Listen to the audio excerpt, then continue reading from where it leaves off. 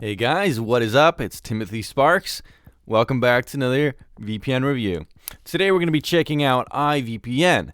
We're going to help you decide if you should use it or not. Here on the channel, we've reviewed over 60 plus VPN providers, ranking them all on VPNtierlist.com. So if you're curious on which VPN to use, go ahead and check out that. I recommend a tier 1 option since they present the best combination of speed, security, pricing, and pretty much everything you need to be looking at.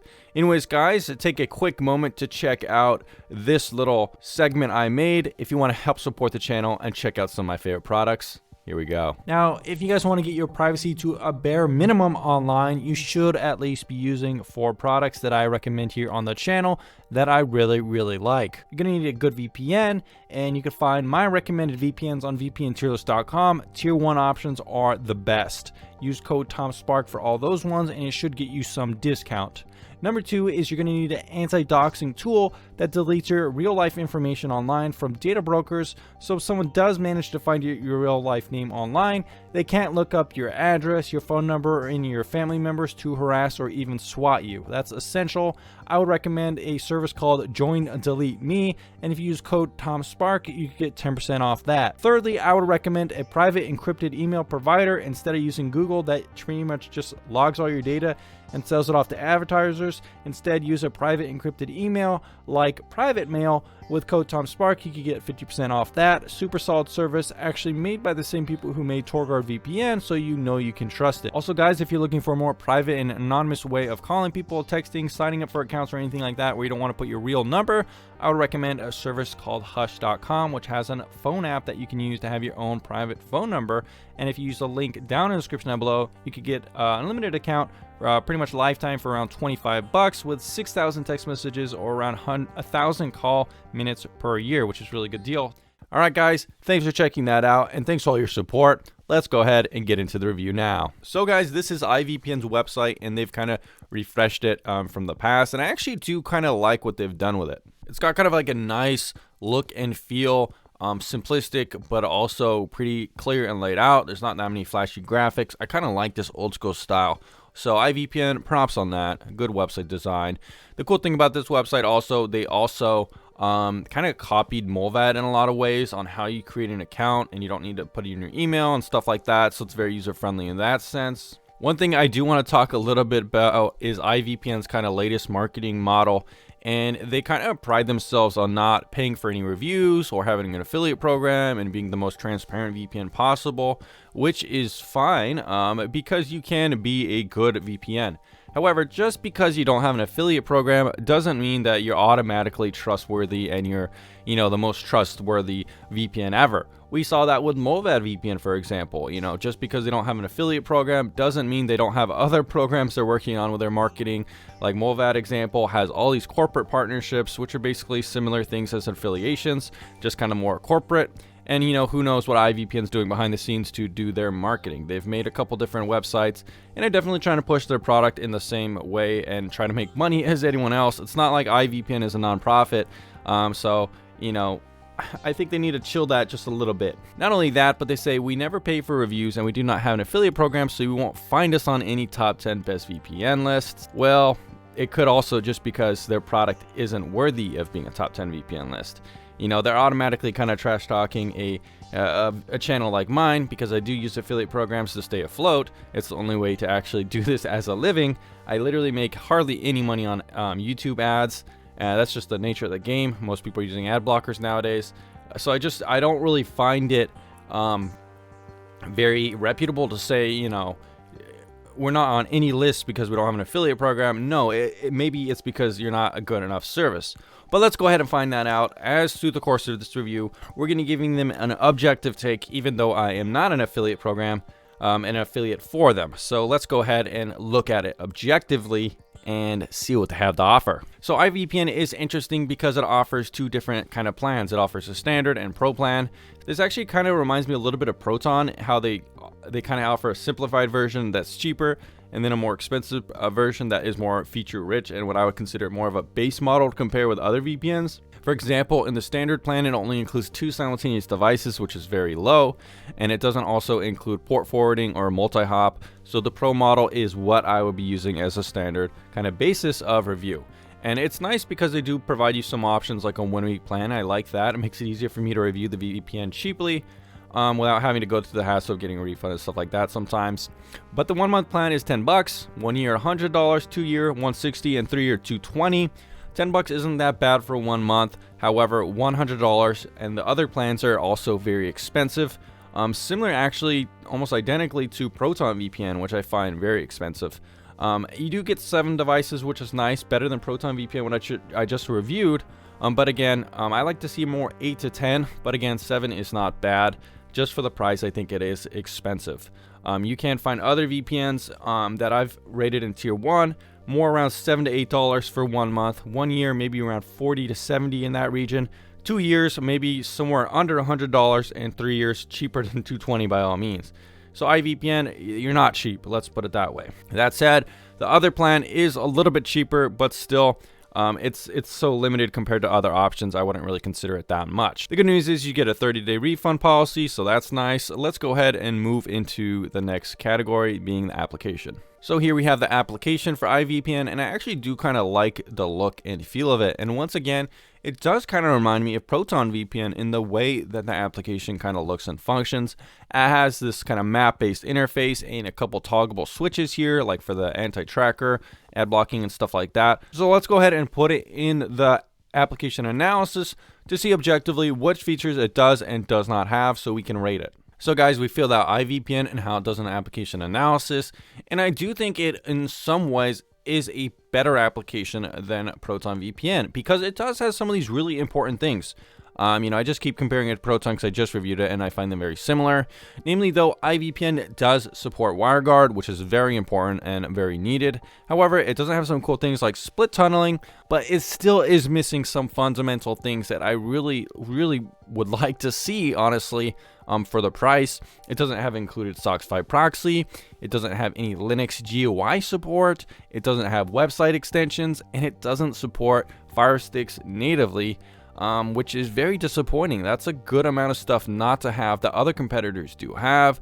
I mean, if you look at something like private internet access, it has pretty much almost everything here. Other options like TorGuard are much closer to all green, and even newcomers like WeVPN do have some of the things that iVPN does not have right now after being on the market for several years. So guys, overall, does iVPN have a pretty good application? I would say yes, it's pretty usable. I like the look and feel of it, and it works pretty good. It also has 0 Android app trackers. However, the permission count at 11 is a little bit higher than I would like. It also has 0 website trackers, which is nice. Overall, a decent application. However, it's still missing some fundamental things that I think it should have by now, and it's disappointing to see that it doesn't. All right, guys, now we have queued it up for Ubuntu download test. And remember, guys, don't trust other reviews that don't show live speed tests because you don't know if they're faking the results and just making up the data as they go along to prove a point about the speeds they want to represent. Here we have iVPN connected, and we're doing a live speed test result here with WireGuard selected as well as the fastest server. Right now, we're actually not getting as fast as speeds as I would hope for, which is a little bit disappointing. With WireGuard, I'm looking for around 60 to 70 megabytes a second on my download connection, which is around a gig. And now for this area of speed, honestly, we're getting around the same speeds we got yesterday with Proton VPN, and that was only OpenVPN. So I'm not really sure what's going on here with iVPN, but it seems like the speeds are just not up to par with some other VPNs that support WireGuard so far. As you've seen here on the channel, we've done a lot of speed tests. We did a global speed test in 2020, and I could say for a fact that these speeds that I'm getting right now aren't that impressive. Now, guys, what about iVPN's reputation and privacy policy? I would say it's pretty good. They have a good information here about no logs. The company is pretty transparent, and they've really been taking strides lately to kind of improve their reputation and stuff like that. I think it's a good job here. I don't really have any qualms with it. It's not part of my RVP program yet, so who knows if they can really join the program. if they don't meet all the qualifications of the program. But honestly, I think for iVPN, similar to Mullvad, I think they've focused too much on this kind of trust aspect. You know, other VPNs are very trustworthy too, but they don't spend like all their time focusing on like making people trust them. Instead, they're building out the features. They're making competitive pricing. They're like really developing the product to be the most secure and feature-rich thing there is to compete with other VPN providers. Whereas iVPN, I feel like that hasn't been the case so much that they're focusing on trying to market themselves as the most trustworthy and best VPN while not actually achieving it in a lot of ways. As you saw with the speed test, it didn't get as fast as Speeds, for example. So for people who actually want to use a VPN, not so much just talk about how trustworthy it is, that's something to kind of think about and perhaps something that iVPN could work on. I do like that they have a kind of about page, probably one of the better ones that I've seen, with listing all the employees. So that is a really good job here. You know, they have nailed that to an extent, and I do give you guys props for that. Another thing that impressed me about iVPN is they do have live chat. So that's really nice. What should I ask them, guys? Let me know in the comments down below, and let's see if you asked the right question. One thing I did notice is that there was a weird kind of bug here with the live chat. It says sending without open connection. I'm not really sure what that meant. I did reload the page and go to a different page, and it seemed to kind of bug it out. So I'm not really sure what's going on there. Let's try reloading it again and pick it back up. Oh, that's weird. It did send the question. Sorry, it wasn't working. That's kind of weird. So apparently they don't really care about adding a SOCKS 5 proxy feature that much, which is definitely disappointing to me. But it's good to see they have good live chat, so thumbs up iVPN customer support team. Oh, that's cool. Very nice. So seeing if iVPN works to unblock the USA version of Netflix, what you can do is use the Twilight Zone as a benchmark test. Look it up to see the Twilight Zone, and if it does show, it does mean it's unblocking geo restrictions. Unfortunately, I do not see the Twilight Zone, which means that iVPN is not unblocking geo restrictions on Netflix, which is disappointing. Also doing tests on Hulu, it looks like we're also getting the proxy error, which is also disappointing. Although for some reason it does manage to work on Prime Video, which is nice. Kind of weird that it doesn't work on the other ones though.